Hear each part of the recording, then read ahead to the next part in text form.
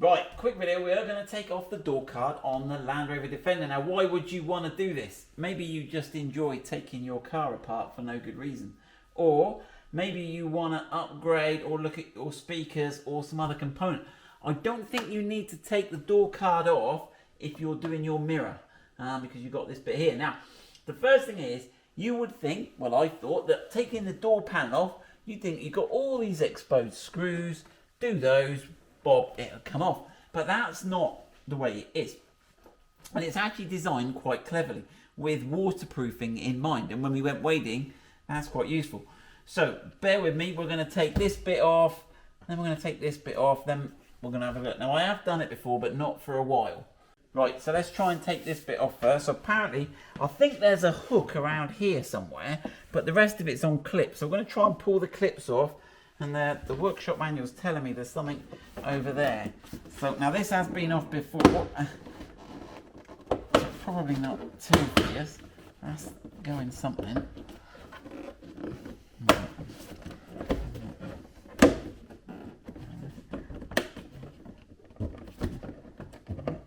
It seems to be fighting this bit here, but it didn't say to take this bit off in the instructions. Whoa. Let's have a go. You see, it's just lifting that panel there.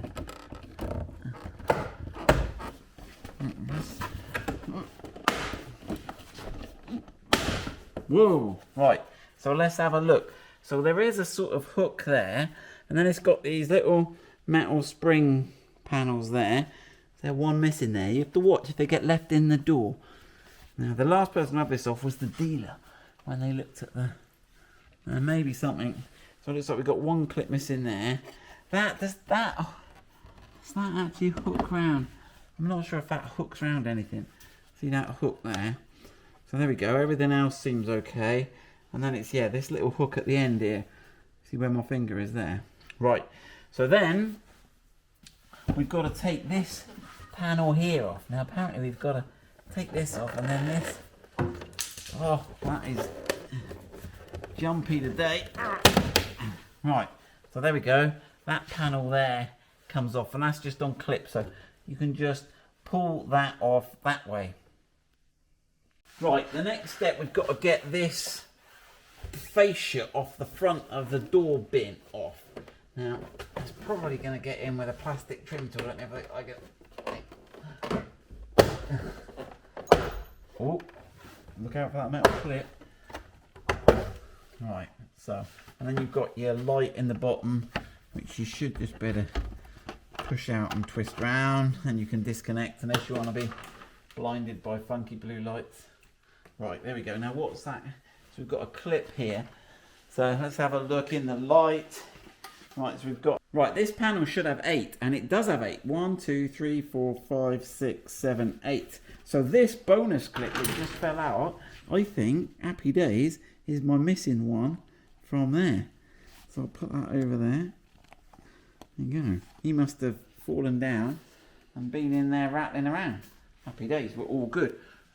Right, here we go. So now we have got that off. We have got some screws to undo. Now there's lots of them and they're hidden. So I've put some little arrows. Basically there's 5 along this layer and 5 along this layer. So here we go. 1. Ignore these big ones for the minute. 2, right in there.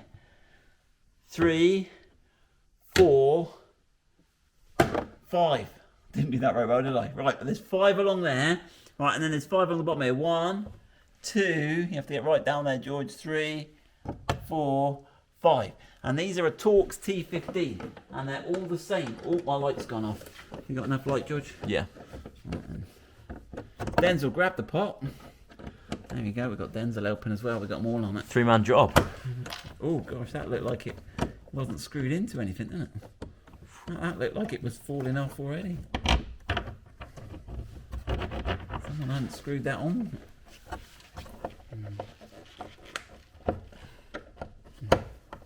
Right, that's the last one. Now that last one, the post has come out there.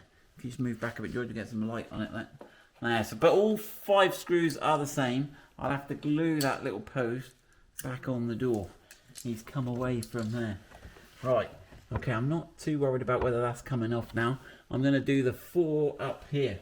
So they were Torx T15. These are Torx T30. All right. And there's 4 of these big badgers up here. I'll get these. You don't need to watch me. There's 2 on that side as well. Right, that's the 4 bolts we've got out of the door grab, and that's the 10 screws we've got. 5 out the bottom here, 5 out the top. Now this whole bit here should pull out, but not the bit that's held in, not the outer frame. And it'll make sense when you see it. Here we go. Right, on further investigation, this one here you don't need to remove. It's this one under here, so there's 2 very close. So watch that. So let's remove this one. That seems to be the one that was holding it on. So be careful, because there are some screws you don't take out and some you do. Right, let's have another go. Let's see if we can get this. Look. So yeah, so if you're pulling, it'll be that screw. But there you go. I make the mistake so you don't have to. So you can see the door card is not quite what you would have thought it was. You would have thought it...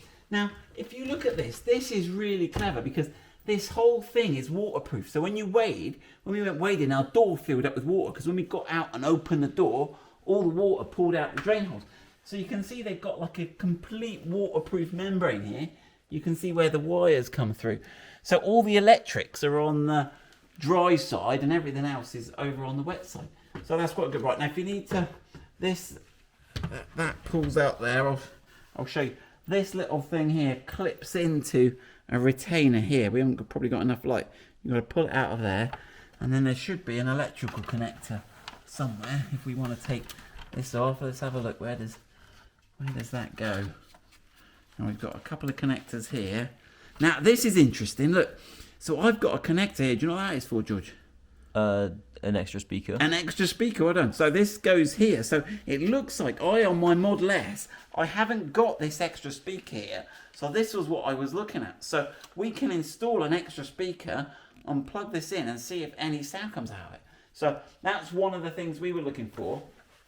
So there we go. We'll leave that there. But no, you don't need to take your wooden trim off. You don't need to take any of these external bits off here. And there you go. So this is the speaker. So we'll whoop this speaker out and have a look. There's the speaker connector here, and we'll have a look if we can get an up-rated speaker. We'll compare this one to what the top of the range one had. So there's 2 of the screws holding the speaker on. The last one, they're 120 degrees apart. They were Torx T20 holding those on. All right. So we should be able to pull that speaker out now. Often they're on a little pin, and there's normally a little pressy thing you have to do to release this. There you go. Right. So that's our speaker. What we'll do is we'll just do a quick resistance check on that. So where's the part number so everyone can see? Have you got that there, George? Got the engineering part number on there? The wrong way around, mate. Or was it the wrong way around? Yeah, I was trying to. There we go. I'll take a picture of my phone and insert it. Right, we'll just do the next thing we'll do is we'll just check resistance. And then we'll see what the top of the range speakers look like. It doesn't look that deluxe of a speaker, if I'm honest. But let's have a look. We're going to measure the resistance, or I think someone's going to tell me it'll be impedance. There we go. So it's 2.2 ohms. So ideally we need to match it with another one. I think the higher power systems have 4 ohms.